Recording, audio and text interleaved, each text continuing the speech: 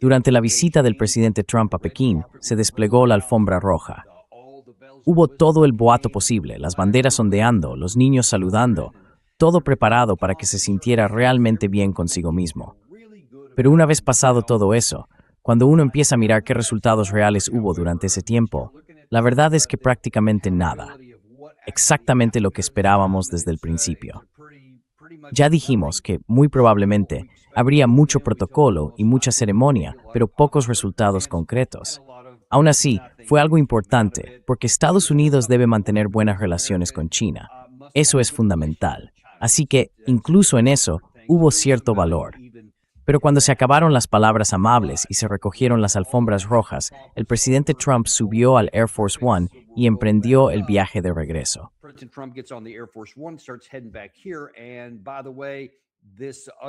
Y por cierto, esa cosa tan fea sigue esperándole.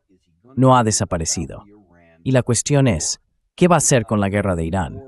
Porque eso no se va a ninguna parte.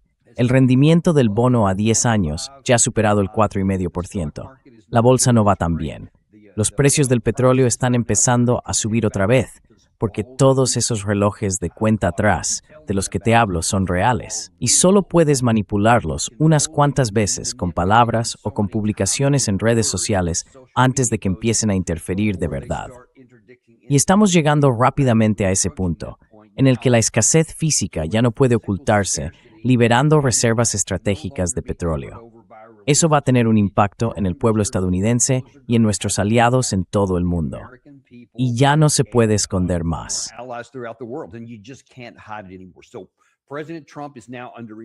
Así que el presidente Trump está ahora bajo una presión cada vez mayor, sobre todo ahora que Pekín ya no está sobre la mesa. ¿Qué va a hacer?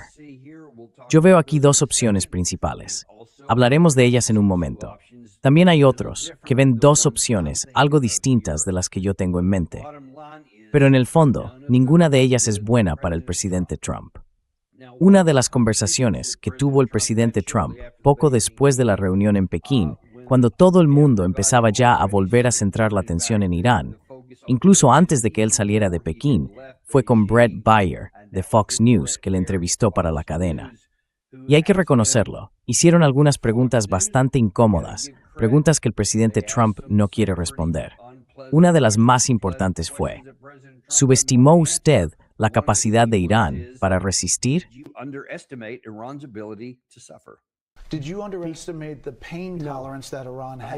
¿Subestimó usted la tolerancia al dolor que tiene Irán? No subestimé nada. Les golpeamos con una fuerza increíble. Mira, dejamos sus puentes, dejamos su capacidad eléctrica. Podríamos eliminar todo eso en 2 días. 2 días. Todo. Dejamos la isla de Karg, salvo que dije golpeadla, excepto las válvulas por donde sale el petróleo. Porque si golpeas eso, vas a perder un poco de petróleo. Pero está ocurriendo algo asombroso. Los barcos están llegando a Texas y Luisiana, y también a Alaska, y se están cargando de petróleo como nunca habíamos visto antes.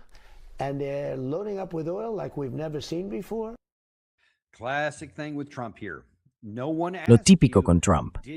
Nadie te preguntó si habías hecho explotar cosas en Irán o si estabas vendiendo petróleo en Texas. Esa no era la pregunta. La pregunta realmente importante era, ¿subestimaste la capacidad de Irán para soportar el sufrimiento? ¿Lo subestimaste? Y eso es lo esencial. Todo el mundo sabía que podíamos lanzar muchas bombas, disparar muchos misiles, golpear muchos objetivos y matar a mucha gente. Eso nunca estuvo en duda. La cuestión de fondo, la gran pregunta que había que responder, y que debería haberse respondido antes de autorizar siquiera una sola bomba, es, ¿quién puede resistir más que el otro?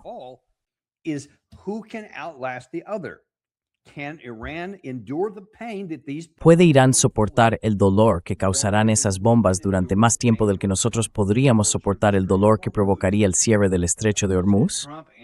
Ahora bien, el presidente Trump responde como siempre. Primero dice, no, por supuesto que no. Yo nunca me equivoco. Todo lo que hago está bien y siempre funciona. Y luego empieza a inventarse cosas.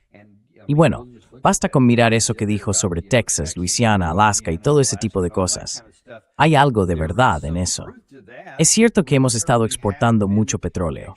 Pero amigos, Quien entienda cómo funciona realmente el sistema petrolero en Estados Unidos sabe que va a una velocidad glaciar. Vamos, que un perezoso y un caracol son relámpagos comparados con la forma en que realmente funcionan las cosas.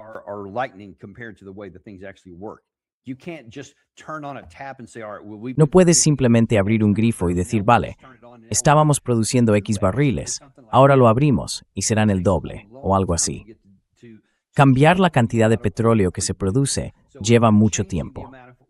Así que si cambias la cantidad de petróleo que se distribuye y se exporta, eso significa que tienes que sacarlo de otro sitio, es decir, de la Reserva Estratégica de Petróleo de Estados Unidos. Y eso es lo que ha permitido que todos esos buques vacíos lleguen y llenen esos VLCC y otros tipos de barcos, porque les hemos estado dando nuestras reservas estratégicas. Así que estupendo, genial para las compañías petroleras. Pueden vender muchísimo petróleo y ganar mucho más dinero a corto plazo.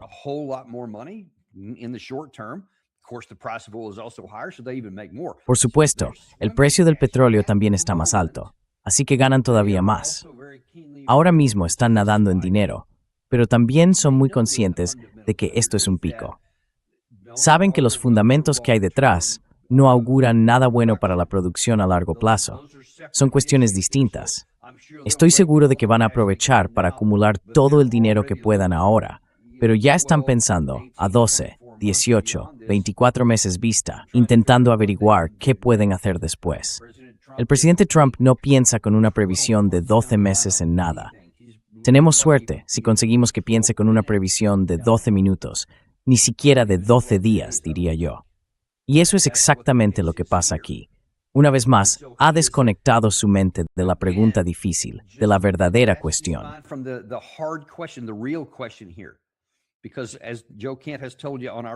Porque, como Joe Camp te ha contado en nuestro programa, él estuvo en la administración durante muchas de esas deliberaciones. El presidente Trump sabía que existía una alta probabilidad de que Irán atacara nuestras bases. Sabía que iban a tomar el control del estrecho de Hormuz y sabía que eso iba a provocar muchas dificultades económicas. Así que tenía toda la información necesaria de antemano. Y cualquier persona que piense con lógica habría podido decir, vale, ¿quién puede resistir más tiempo? Los iraníes, que soportaron la guerra Irán-Irak durante 8 años y todas las décadas de sanciones que les impusimos después. O nosotros, que nos volvemos locos si sube 20 céntimos el precio de la gasolina, y eso provoca todo tipo de problemas diplomáticos. Perdón, políticos aquí en casa.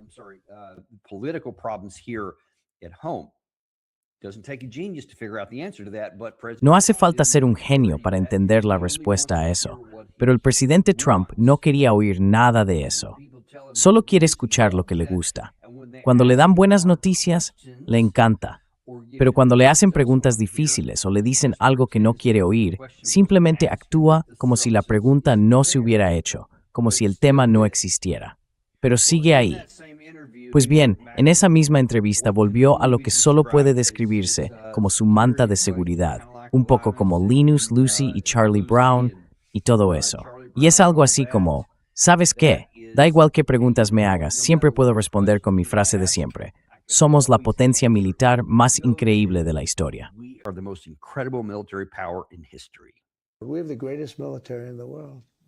Tenemos el mejor ejército del mundo. Lo demostramos con Venezuela.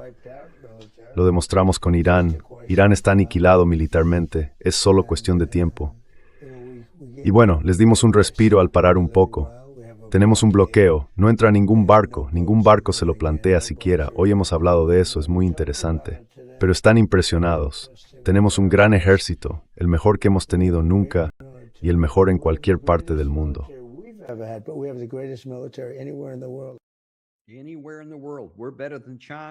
En cualquier lugar del mundo. Somos mejores que China, somos mejores que Rusia. Sí, claro, tienen muchas cosas.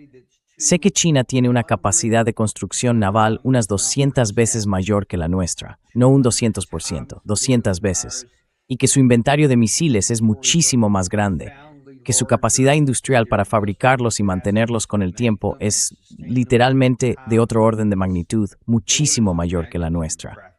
Y por supuesto, Rusia tiene ahora alrededor de 2 millones de efectivos activos. Su capacidad industrial está por las nubes comparada con la que tenía cuando empezó esa guerra. Quiero decir, sí, los dos superan con creces todo lo que nosotros podemos hacer. Pero ¿sabes qué? No te preocupes por eso. He dicho que somos los mejores del mundo.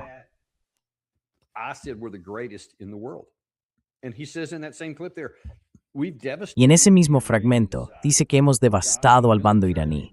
Quiero decir, militarmente están prácticamente derrotados. Ahora bien, uno se pregunta, ¿eso se lo ha inventado él o está recibiendo información de algunos de sus mandos que le dicen cosas así?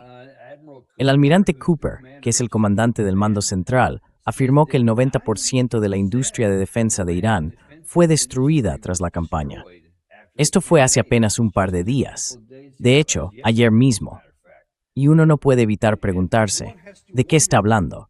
Porque ha habido todo tipo de filtraciones e informes de inteligencia que confirman lo que es evidente, porque podemos ver los resultados sobre el terreno en los lugares donde, ya sabes, Daniel Davis hace sus análisis en profundidad.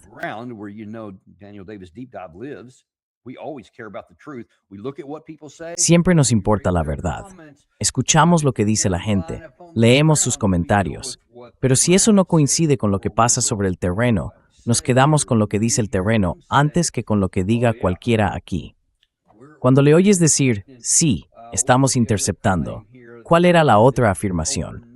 Que más del 90% de sus misiles son interceptados, y ahora les encanta ese número del 90%. Ahora dicen que el 90% de la industria de defensa de Irán ha sido destruida. Entonces, ¿por qué tenemos un alto el fuego? El presidente Trump dijo en esos fragmentos que acabamos de escuchar que, bueno, simplemente les dimos un pequeño respiro. No le das un respiro a tu enemigo.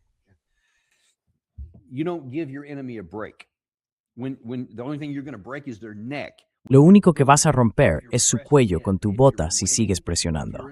Si estás ganando, si estás en una guerra, y olvídate de la justificación, de la moral o de cualquier otra cosa, en una guerra en la que intentas matar al enemigo, destruirlo y lograr un objetivo político mediante la fuerza militar, si ya has recorrido el 90% del camino, nadie levanta el pie del acelerador.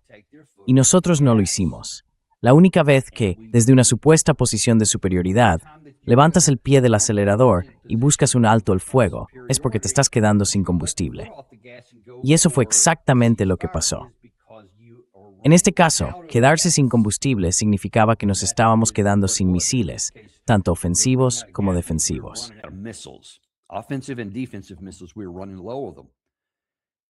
Nos estábamos sin ellos, y podíamos ver que no estaba teniendo el efecto que esperábamos sobre ellos. Los informes de inteligencia han revelado que al menos 30 de las 33 baterías de misiles y estructuras defensivas subterráneas situadas a lo largo del Golfo Pérsico y del Golfo de Omán, en las costas iraníes, han vuelto a estar completamente operativas. Y muchas de ellas ya seguían funcionando parcialmente antes de eso. La mayoría ni siquiera habían sido alcanzadas todavía. Así que eso es evidente por sí mismo. Y esas son solo las que están junto a las vías marítimas. Hay decenas más repartidas por todo el país, que por supuesto es tan grande como la mayor parte de Europa Occidental. Así que, en torno al 90% de todo eso, no hay forma posible de que haya sido destruido, porque se previene esto, y lo can bajo tierra precisamente para que no se bien destruir.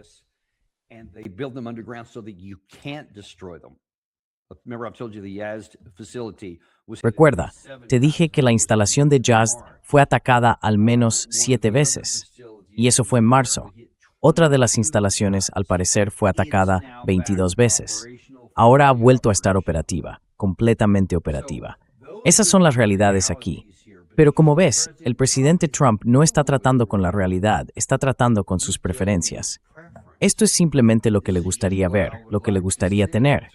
Y de hecho va un poco más allá. No se trata solo de que tenga el ejército más poderoso, sino de que consigue todo lo que él quiere. Ahora bien, no sé si está escuchando al almirante Cooper, no sé si otras personas le están diciendo que todo va bien o no, pero esto fue lo que dijo en el Air Force One, de regreso.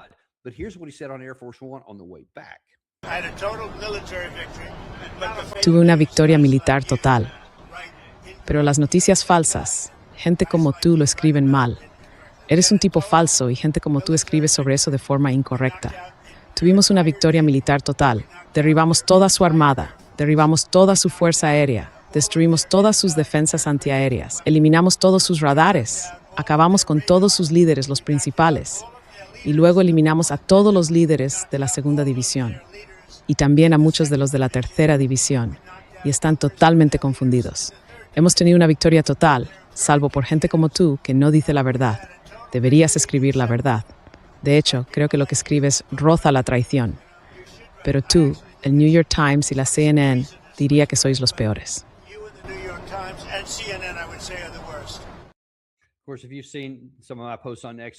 Claro, si has visto algunas de mis publicaciones en X, cuando él dijo eso antes, sabrás que no es la primera vez que hace ese comentario sobre que algo es traición. Según él, si informas la verdad, es decir, si dices algo distinto a su versión de lo que está hablando, eres un traidor. Y de nuevo, siempre volvemos a lo que pasa sobre el terreno. Así que, cuando dices que toda su fuerza aérea y toda su defensa aérea han sido eliminadas, que no les queda nada, entonces explícame este gráfico. Esto es de abril, de principios de abril, o sea, de hace más de un mes. Ahora bien, esto fue durante la fase activa del combate, así que no creo que estas cifras hayan aumentado. Pero mira todos estos aviones que aparecen como dañados o destruidos. Parece un número bastante alto para alguien que supuestamente no tiene ninguna capacidad de defensa aérea.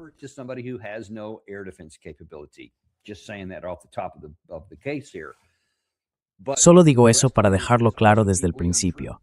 Pero el resto también es completamente falso. ¿Quién controla hoy el estrecho de Hormuz? ¿Quién lo controlaba el 28 de febrero? ¿Y el 1 de marzo? ¿Y el 27 de febrero? Pues nadie. Estaba totalmente abierto, sin restricciones. Nadie detuvo ningún flujo. Todo el comercio, todo el tráfico de petróleo, todo el gas natural, todos los derivados, todo podía entrar y salir libremente. Todo funcionaba bien hasta que decidimos empezar una guerra.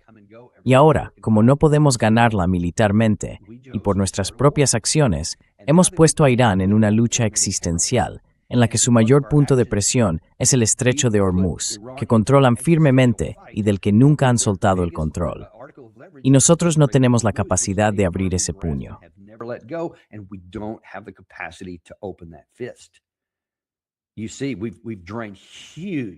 Verás, hemos vaciado enormes partes de nuestros arsenales de los misiles más importantes para nuestra seguridad nacional. Los misiles de crucero JASSM de largo alcance, los misiles Tomahawk, los interceptores THAAD, los interceptores de largo alcance, los PAC-3, los interceptores más modernos que tenemos. Si viste a Ted Postol en nuestro programa hoy, la cantidad de misiles que esos sistemas realmente logran derribar es bastante baja. Pero al menos hacen algo, y nos estamos quedando sin siquiera eso, lo que significa que más adelante podrían lanzar material aún más antiguo, cosas que en otras circunstancias serían fáciles de interceptar. Pero si no tenemos misiles, no se interceptará nada, y todo acabará pasando.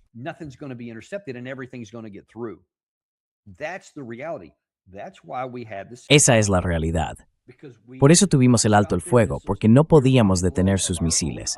Nos estamos quedando sin nuestros propios misiles ofensivos y defensivos. No estamos destruyendo esas ciudades de misiles. Y se ve claramente, cuando disparas uno 7 veces y otro 22 veces y no los destruyes, te das cuenta de que estás literalmente desperdiciando tu munición. Solo estás haciendo volar un montón de rocas en la ladera de una montaña de granito. Y mientras tanto estás agotando tus reservas cada vez más, sin reducir la capacidad del enemigo. Y ahora lo vemos, todo el mundo lo ve, Rusia lo ve, China lo ve. Parece que los únicos que no lo ven son los de Washington, D.C. Bueno, van a tener que verlo pronto, porque una vez más, el reloj sigue corriendo.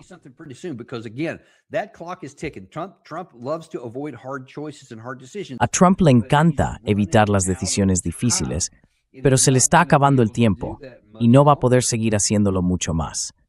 Ahora bien, una de las cosas que creo que es importante comentar en este momento, hemos hablado un poco sobre los orígenes de esta guerra. Tuvimos a Joe Kent en el programa, que estaba en el gobierno en aquel momento, y él dijo, escuchad, fueron los israelíes. Fueron los israelíes. ¿Te acuerdas? Por accidente, tuvisteis al secretario de Estado Marco Rubio. Creo que fue el tercer o cuarto día de la guerra, admitiendo sin querer que, Israel iba a atacar y que no podíamos dejar que atacaran solos. Así que tuvimos que intervenir. Ese fue el motivo inminente, la razón inmediata por la que tuvimos que actuar en ese momento. Luego, por supuesto, intentó retractarse, pero solo después de darse cuenta de que había dicho en voz alta lo que no debía decir.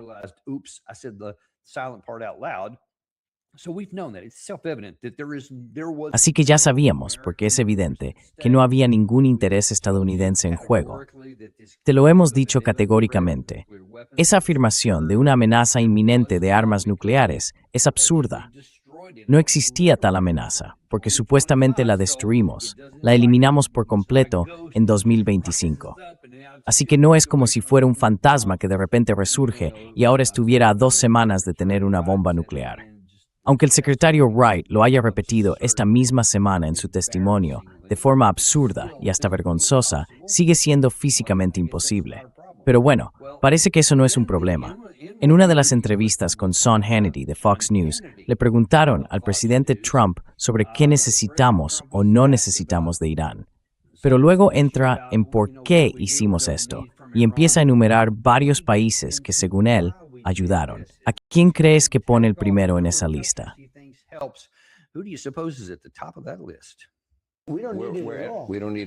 No lo necesitamos en absoluto.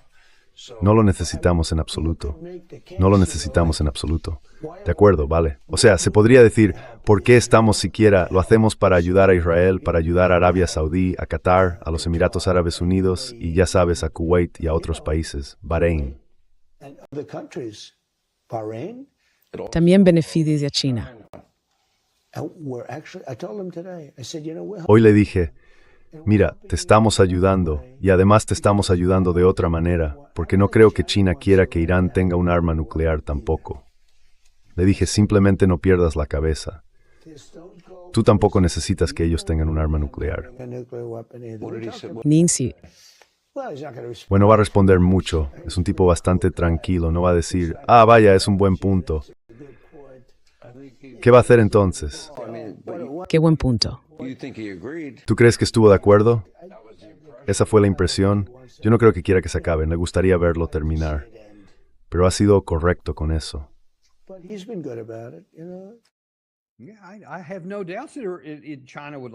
No tengo ninguna duda de que China querría que esto terminara. Nadie quería esta guerra.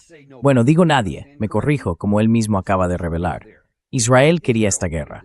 Arabia Saudí no la quería. Emiratos Árabes Unidos no la quería. Qatar, Bahrein, Kuwait. Nadie quería esta guerra. Irán, desde luego, no la quería.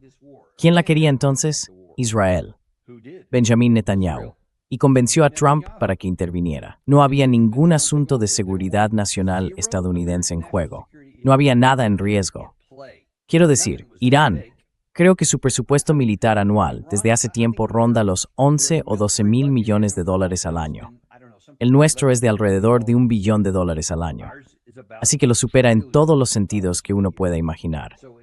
No representan una amenaza para nosotros y nunca la representaron.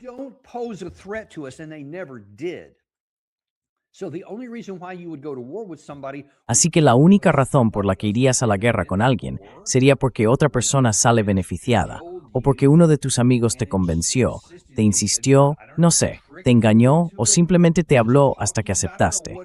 No sé exactamente qué fue, pero solo en Israel, y te he mostrado parte de sus medios, todavía piensan que incluso la guerra de 2025 valió la pena. Creen que esta también lo vale, solo que piensan que aún no ha terminado. Pues bien, Daniel Davis, en uno de sus reportajes de hoy, vuelve a insistir en que Israel no quiere un acuerdo negociado. Consideran que cualquier acuerdo negociado es un maltrato y no lo quieren. Quieren volver al combate porque no les importan todos esos acuerdos internacionales.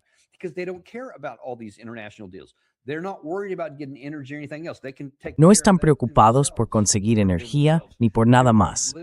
Eso pueden resolverlo ellos mismos, para sí mismos. Son ajenos y no les importa nadie más en el mundo, especialmente África, que podría pagar el precio más alto, o Asia, que ya lo está pagando. Ya hay racionamiento, incluso en Australia. Nada de eso les importa. No les importan los ciudadanos estadounidenses. Desde luego, no les importan los 13 estadounidenses que han muerto, ni los 400 que resultaron heridos en los primeros 40 días de combate. No, tampoco les preocupa eso, ni los que morirían si seguimos adelante. No les importan nuestras 16 bases que han sido atacadas. No les importan los miles de millones de dólares en radares estadounidenses que han sido alcanzados. No les importan todos esos aviones que han sido destruidos.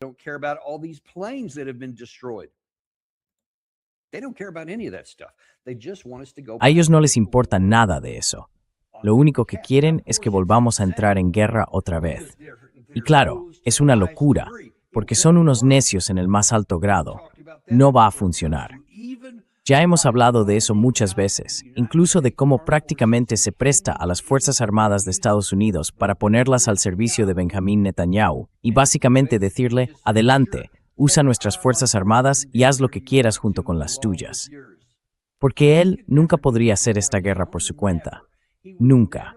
Jamás habría atacado a Irán si tuviera que hacerlo solo, porque no puede.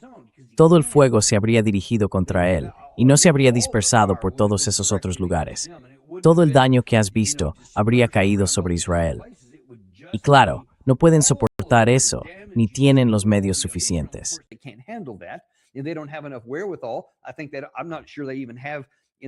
Creo que ni siquiera estoy seguro de que tengan esos aviones de transporte o de reabastecimiento capaces de cubrir las distancias necesarias para usar buena parte de su poder aéreo sin Estados Unidos. Así que no pueden hacerlo. Pero con nosotros pueden empezarlo, aunque no pueden terminarlo. Y ese es el punto clave que tenemos que entender aquí. Ahora bien, la pregunta es, ¿hacia dónde vamos a ir ahora?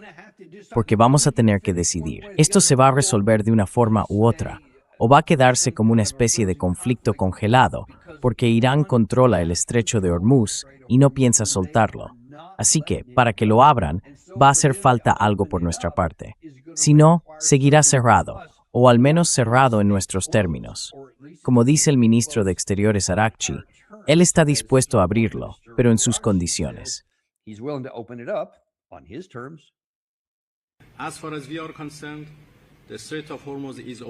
Por lo que a nosotros respecta, el estrecho de Hormuz está abierto y todos los buques pueden pasar, excepto los de aquellos países que están en guerra con nosotros, que están combatiendo contra nosotros.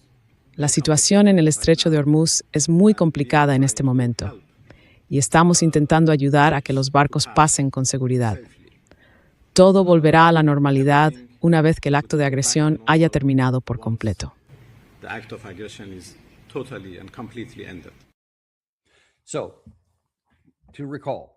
Y recordemos que el estrecho de Hormuz estaba completamente abierto el 27 de febrero. No hubo ningún problema, ninguna obstrucción. Creo que el precio del petróleo rondaba los $60 y tantos por barril. Un poco alto, pero tampoco tanto. Creo que a principios de año estaba en unos 50 y algo. Y debido a las tensiones que surgieron hace un tiempo, si no fuera por esas tensiones, probablemente seguiría moviéndose en torno a los $50. Obviamente bastante mejor de lo que está ahora. De hecho, voy a mirar el marcador en directo. Está en 105 en este momento. Y claro, normalmente a estas alturas el presidente Trump ya habría dicho algo para manipular el mercado y hacerlo bajar un viernes. Eso es lo que suele hacer bien. Pero por lo visto, ahora mismo no ha dicho nada. Así que, aunque normalmente suelta algún comentario, sobre todo con el mercado de bonos a 10 años, ya habéis visto a Robert Barnes hablar de eso en nuestro programa, eso suele ser un detonante para que haga algo. Y al menos por ahora, a las 3 de la tarde, bueno, todavía hay tiempo.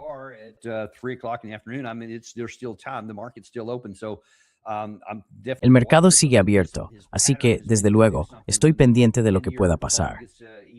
Su patrón ha sido actuar cuando el bono a 10 años se acerca al 5,5, y ahora está por encima de ese nivel, al menos la última vez que lo miré. Así que el petróleo está alto y el rendimiento del bono a 10 años también. Son cosas que a él no le gustan. Y hasta ahora no ha hecho nada. Puede que sea porque no puede hacer nada. Y se da cuenta de que decir algo ahora sería vacío. porque nadie lo creería. Porque incluso Sergei Lavrov, ahora hablaremos de él en un momento, cuando hablamos de nuestros aliados, bueno, en la región les ha ido muy mal, porque nos hicieron caso y porque los llevamos a una guerra que les ha perjudicado a todos. Ahora los aliados de Irán, sobre todo China.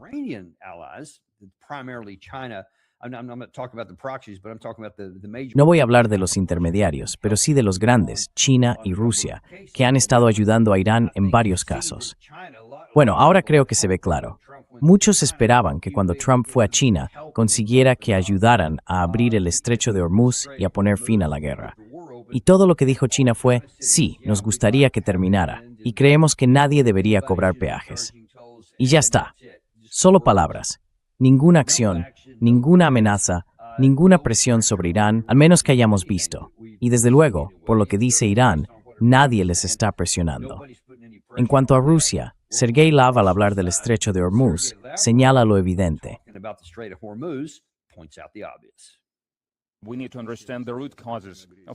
Tenemos que entender las causas profundas de cada conflicto, y en este caso sabemos cuál es la causa principal: una agresión no provocada de Estados Unidos e Israel contra Irán. Ahora todo el mundo le pide a Irán y a los demás que abran el estrecho de Hormuz. Quisiera recordarles que antes del 28 de febrero, antes de que empezara esta agresión, no había ningún problema, ninguno, con el estrecho de Hormuz. La navegación estaba garantizada. No me hago asegurar una razón total, al 100%. Así que cuando se lanzó esta agresión contra Irán, el objetivo estaba claro.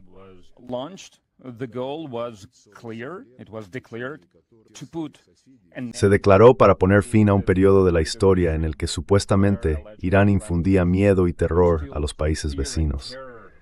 Lo mismo ocurrió con el secuestro del presidente Maduro de Venezuela cuando fue acusado de narcotráfico.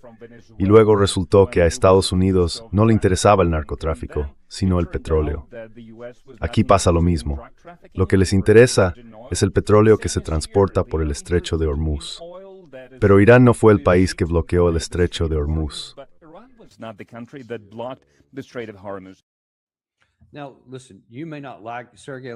Escucha, puede que no te guste Sergei Lavrov, puede que odies a Rusia, vale, si esa es tu inclinación, pero sus palabras son claramente precisas.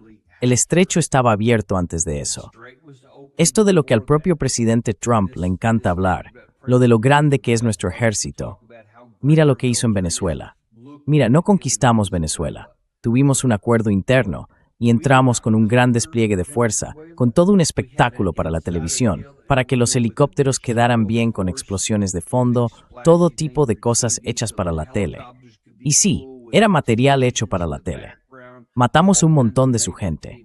No perdimos a ninguno de los nuestros, porque no fue un enfrentamiento real.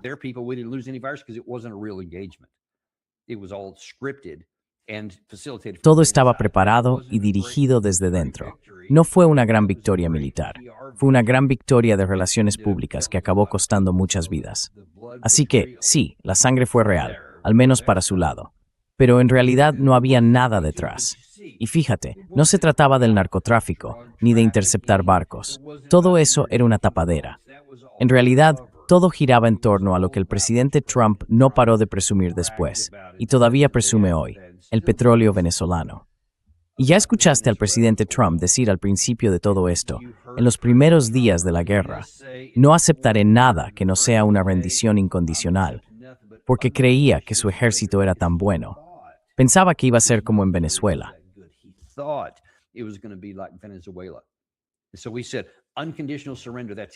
Así que dijimos, rendición incondicional y punto. Y él dijo, nos quedaremos con su petróleo. Eso es lo que vamos a hacer. Lo dijo desde el principio. Ahora, no ha vuelto a repetir esa parte, porque se ha dado cuenta de que, vaya, esto no va a funcionar. Esto no es Venezuela. Y no teníamos a nadie dentro. Y resulta que curiosamente su país es distinto. Sus fuerzas armadas son distintas. Su religión es distinta. Su historia, su geografía, todo es complicado. Y nada funcionó. Así que no ha vuelto a decir esa parte, pero lo hizo, dejando claras sus intenciones. Eso es cierto. Ahora bien, la pregunta es, ¿a dónde vamos a partir de aquí?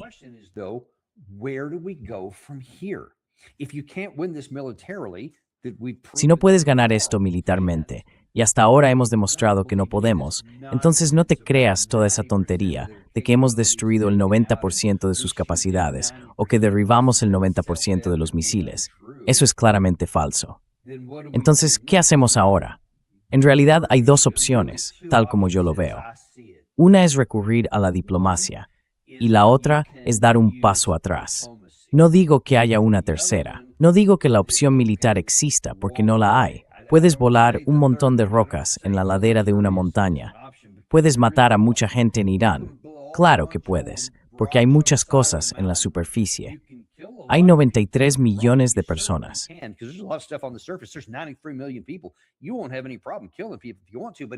No vas a tener ningún problema en matar gente si quieres hacerlo, pero no va a servir de nada. Así que ni siquiera considero eso como una opción real. Lo veo más bien como una de esas cosas que puedes hacer si lo que quieres es empeorar la situación. Pero si lo que buscas es resolver de verdad este problema, hay dos caminos que tienen algo de sentido o de posibilidad. Uno es la vía diplomática. Claro, eso tiene unos requisitos evidentes. Tienes que ceder y también recibir si quieres que salga algo de ahí. Pero hay un problema con eso, y es que para que haya un diálogo en el que ambas partes den y reciban, la otra parte tiene que tener un cierto nivel de confianza.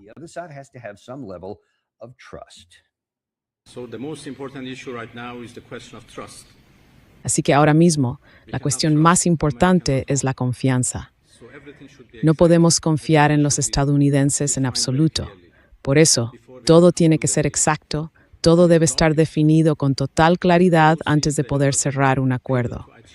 Y está claro que lo que no han conseguido por la vía militar, tampoco podrán lograrlo en la mesa de negociación, a menos que se alcance una solución en la que ambas partes ganen.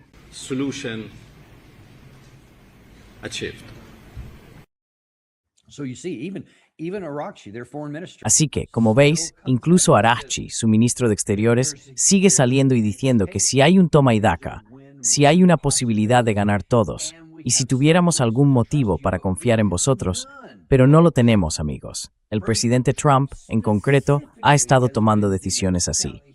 Ahora bien, no es el único. Quiero decir, podemos mirar a George Bush, que también se salió de muchos tratados. Barack Obama cometió algunos errores. Joe Biden también. Joe Biden, desde luego, hizo muchas cosas mal. No prestó atención a la situación en Afganistán ni a algunos de los acuerdos que rompimos, además de la forma en que salimos de Afganistán. Fue un desastre. Pero no creo que nadie esté al nivel de Donald Trump si volvemos a 2018, cuando se retiró del JCPOA, el acuerdo nuclear.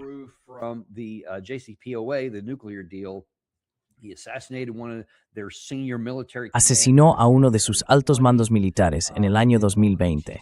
Y luego todo lo que ha hecho después, la Operación Martillo de Medianoche en 2025, y ahora esta guerra, ambas en pleno proceso de negociación.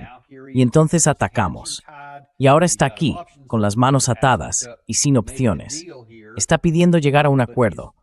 Pero es como ir a un concesionario de coches y decir, mira, mi coche se ha estropeado, necesito comprar otro. Me gusta ese, quiero ese coche. Y te responden, vale, perfecto, ¿dónde está el dinero? Y tú dices, no, este lo voy a financiar.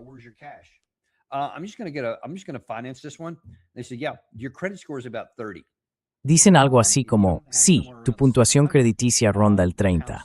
Si no tienes al menos 700, olvídalo. Pasa al siguiente. Yo solo tengo 30 porque incumplí todos mis préstamos, pero de verdad necesito este. Así que pagaré un poco más de interés. Y el banco te dirá, ¿crees que somos tontos? No. O vienes con dinero en efectivo, o te vas, o reconstruyes tu crédito para poder volver, y entonces quizá confiemos en que vas a devolver ese préstamo. Eso es lo que está pasando aquí. Tenemos el equivalente diplomático de una puntuación crediticia de unos 30, y necesitas 700 para poder hacer algo así, porque hemos destruido metódicamente nuestro crédito a la hora de negociar un final.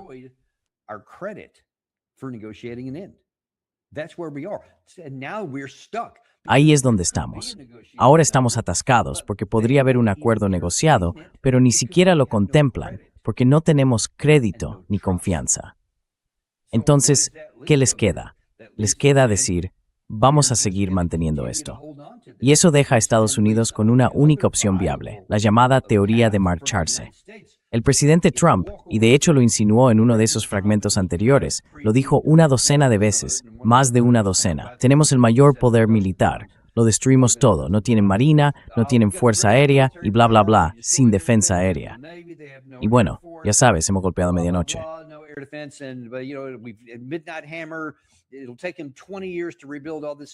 Les llevará unos 20 años reconstruir todo esto, y si hacen algo volveremos, ese tipo de cosas. Eso es lo que podría ser.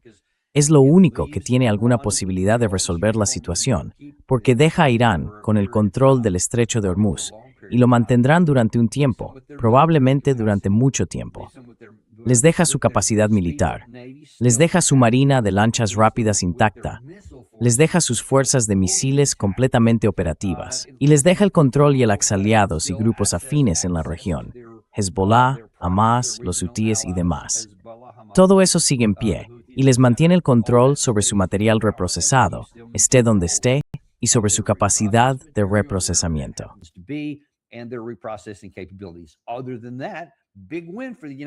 Aparte de eso, una gran victoria para Estados Unidos. Así que ahí es donde estamos ahora. Aún así, hay quienes en Estados Unidos, sobre todo en los niveles más altos, y especialmente los que están vinculados al lado israelí, que como ya os dijimos, no quieren ningún tipo de acuerdo negociado. Y voy a mostraros aquí a un antiguo alto mando de la OTAN, el almirante Stavridis.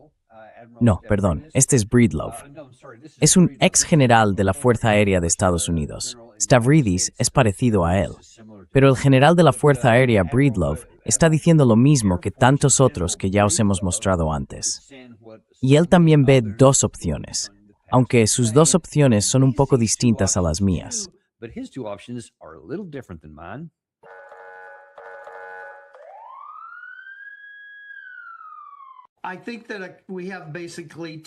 Creo que a estas alturas, básicamente tenemos dos opciones. Irán está ejerciendo cierto control sobre lo que ocurre en el estrecho, y obviamente nosotros también controlamos buena parte de lo que pasa allí. Sería bueno reducir aún más su capacidad de controlar el estrecho, y esa podría ser una especie de pequeño golpe que se podría considerar. La otra opción es que durante todo este tiempo en el que hemos tenido este supuesto alto el fuego, Irán ha estado recuperando terreno. Sabemos que han vuelto a activar varias de sus posiciones de lanzamiento de misiles, y quizá haya llegado el momento de revisar todo lo que han avanzado durante este periodo sin bombardeos.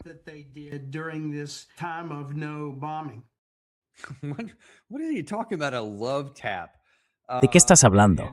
Un golpecito de cariño. ¿Y eso de que habían estado en ese supuesto alto el fuego? ¿Qué se supone que significa?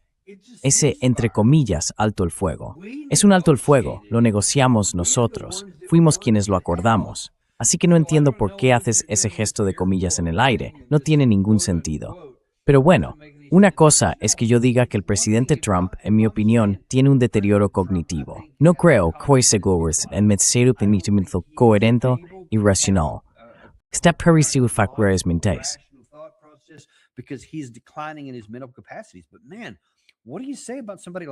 Pero oye, ¿qué se puede decir de alguien como Breedlove? O de muchos de esos otros que salen en las grandes cadenas de televisión repitiendo lo mismo una y otra vez? O como Jack Keane, el senador Graham o Mike Waltz, toda esa gente. ¿Cómo se explica eso? No pueden ser tontos. De hecho, Doug McGregor dijo en un programa la semana pasada que muchos de ellos no lo son.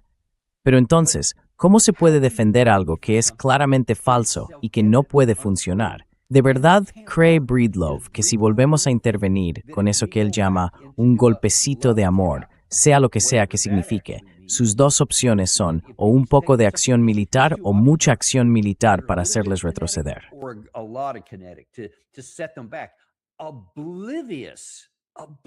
Totalmente ajenos al resultado y a la represalia que estaba preparando el lado iraní, que lo está dejando tan claro como puede. Si reinicias esta guerra, vamos a destruir la infraestructura energética de tus aliados. Vamos a atacar bases estadounidenses, vamos a atacar bases israelíes y posiblemente incluso plantas de desalinización de agua que muchos de esos países necesitan para poder sobrevivir físicamente. Ahora bien, ¿crees que el precio del petróleo está alto ahora?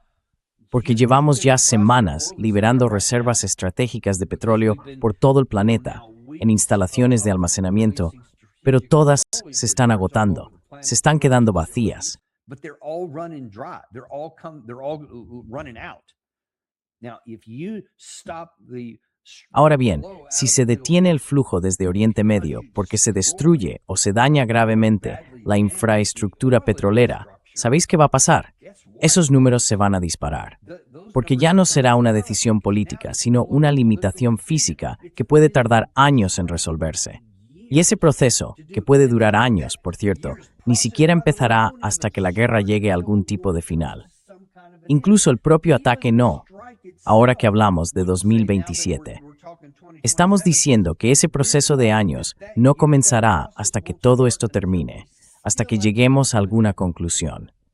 Así que lo único que tiene algo de sentido en este momento es la teoría de retirarse.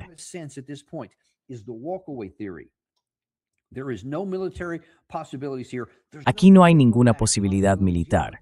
Tampoco hay opciones diplomáticas, porque no tenemos suficiente crédito. Nuestro crédito diplomático está en 30. Así que lo único que podemos hacer para limitar el daño de lo que ya se ha hecho es simplemente apartarnos. Y esta es la única vez en la que voy a estar de acuerdo con que el presidente Trump mienta y diga que hicimos todo esto.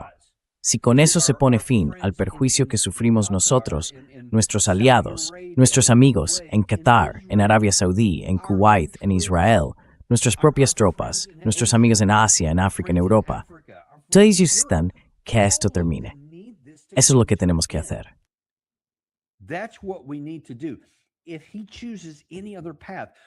Si elige cualquier otro camino, bueno, el único otro camino que podría elegir ahora mismo sería no hacer nada, no tomar una decisión y mantener los bloqueos enfrentados tal como están. Pero claro, eso lo único que va a hacer es seguir aumentando el coste, ese coste que ya está asumido. Cada día ese coste empeora. O puede optar por una de las dos opciones cinéticas de Breedlove y entonces la situación se vuelve muchísimo peor. Pero va a tener que hacer algo, y pronto. Y te lo digo, te lo repito, desde un punto de vista lógico, solo hay una salida posible aquí, y es la teoría de la retirada. Cualquier otra cosa lo va a empeorar. Bueno, seguiremos atentos a cómo evoluciona esto.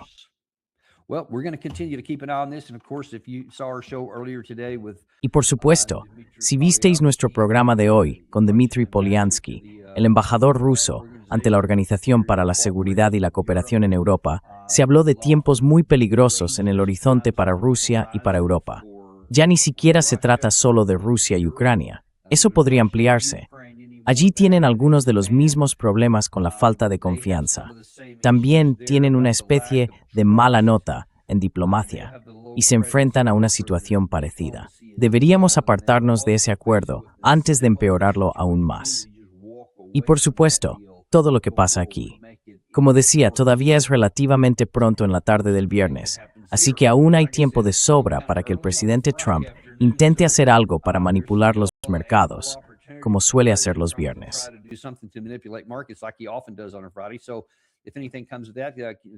Así que, si sale algo de todo eso, vuelve a sintonizar el canal o échale un vistazo a mi cuenta de X, donde suelo comentar muchas de esas cosas en cuanto ocurren.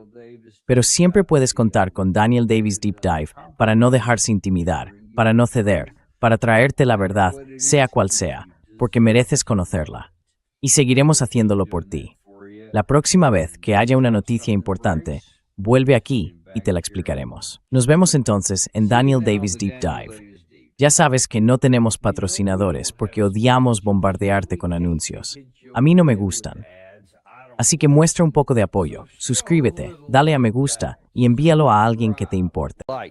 And send this to somebody you care about.